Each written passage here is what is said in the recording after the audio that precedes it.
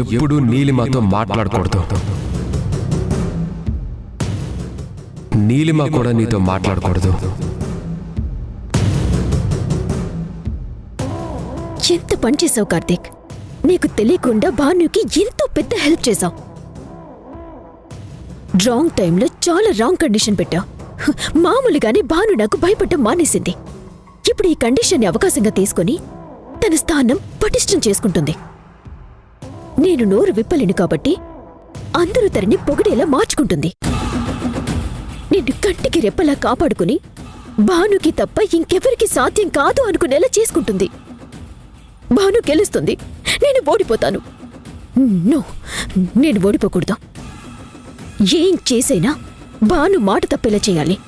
అందరూ తనని నానా మాటలని ఇంట్లోంచి పంపించేసేలా చేయాలి. కార్తీక్కి నీడలా ఉండే భానుని కార్తీక్కి శాశ్వతంగా దూరం చేయాలి. నేనెప్పుడు కార్తీక్ని చూసుకుంటూ కార్తీక్కి దగ్గరగా ఉండాలి. ఏం చేయాలి? ఏం చేయాలి? ఏంటండి అలా చూస్తున్నారు? ఈ తాడు బంధం ఎలా అవుతుంది అని ఎన్నోసార్లు అనుకున్నాను భాను.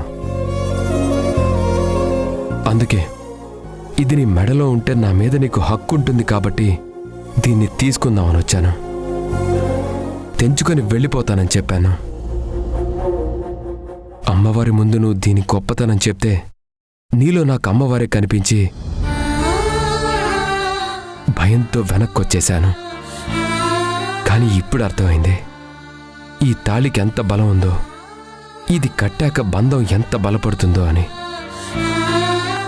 ఎక్కడో పుట్టి వేరువేరుగా పెరిగిన మనుషుల్ని ఒకటి చేస్తుంది, ఒకరి కోసం ఒకరు బ్రతికేలా మారుస్తుంది. ఈ సూత్రాల వెనక ఎంత పెద్ద రహస్యం ఉంది కదా. అదేనండి మంగళసూత్రానికి, ఆ వేదమంత్రాలకి ఉన్న బలం. ఈ బంధం ఆ దేవుడే నిర్ణయిస్తాడు. ఎన్ని కష్టాలు ఎదురైనా, ఎన్ని కన్నీళ్లు పెట్టించినా ఒకళ్ళని విడిచి ఒకళ్ళు ఉండలేము.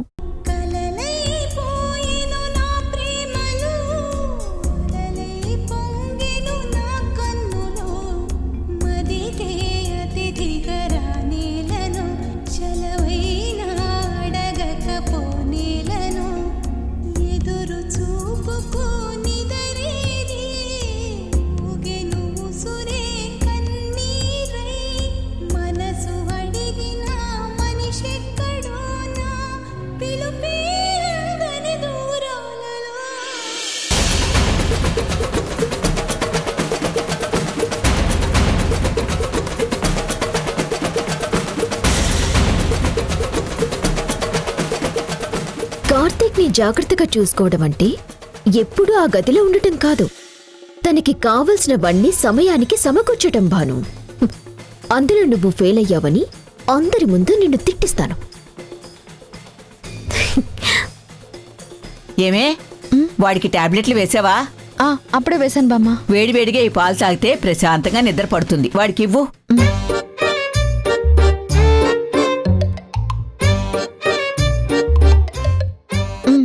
వేడి సరిపోయింది, పంచదార కూడా తక్కువగా ఉంది, తాగండి.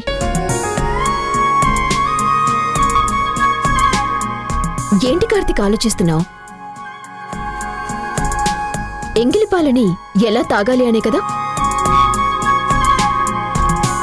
నాకు తెలుసు కార్తీక్, నువ్వు ఇలాంటి విషయాల్లో ఎంత ఇబ్బంది పడతావో. బుద్ధి లేని వాళ్ళు అలాగే ప్రవర్తిస్తారు. అందుకే నేను నీకోసం పాలు తీసుకొచ్చాను, తాగు.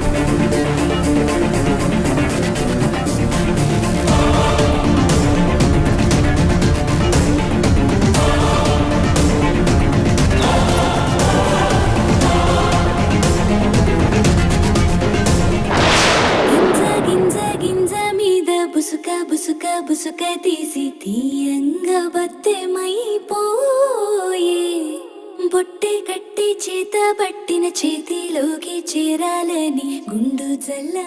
వచ్చిందా బుద్ధి? బామ్మా. ఏంటే బామ్మనే? పెళ్లి పెటాకుల్లే నీకేం తెలుస్తుందే భార్యాభర్తల అనుబంధం గురించి? పాలైనా మురిపాలైనా పంచుకోవాల్సింది వాళ్లే. తగుదురమ్మా అంటూ వాళ్ళ మధ్యలోకి వస్తే ఇదిగో ఇలాగే తెల్లమొహం వేసుకుని నిలబడాల్సి వస్తుంది. చేసిన సేవ చాలు, బయలుదేరు బయలుదేరు.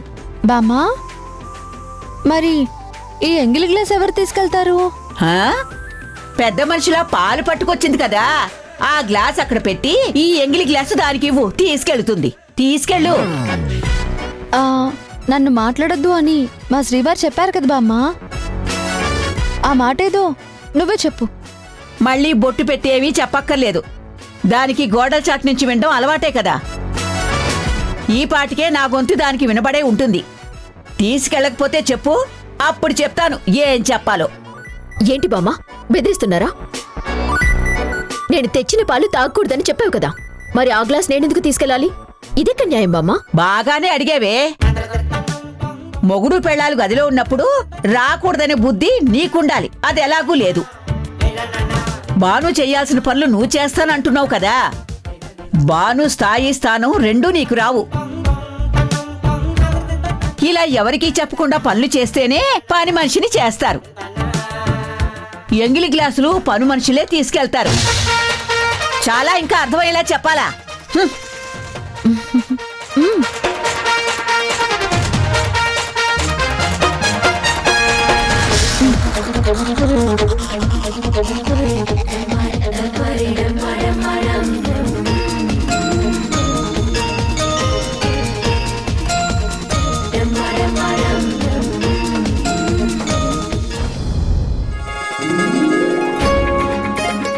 ఏంటి గుడ్ల గుబల అలా చూస్తున్నా?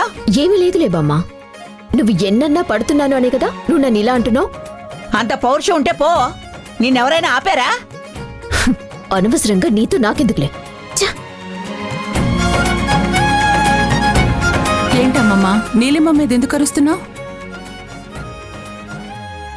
నీలిమ మీద అరవడం నా జీవితాశయం అనుకుంటున్నావా?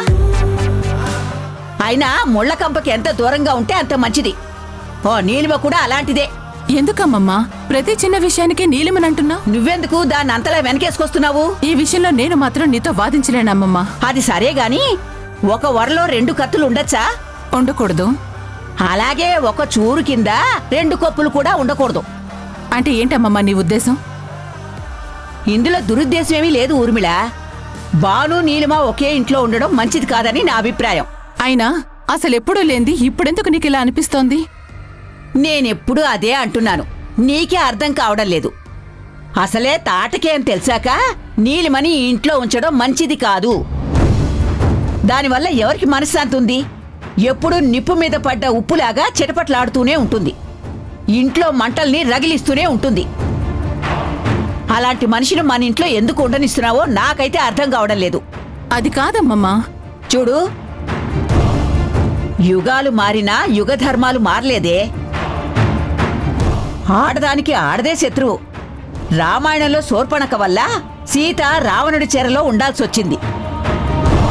మందరలాంటి మనిషి ఏ యుగంలో ఉన్నా ప్రమాదమే. పచ్చని కుటుంబంలో చిచ్చు రేపుతుంది, కన్న బిడ్డల్ని కూడా కారడవికి పంపిస్తుంది. ఈ నీలిమ ఆ జాతికి చెందిందే. దాన్ని ఒక్క నిమిషం కూడా ఇంట్లో ఉండనివ్వకు ఊర్మిళ.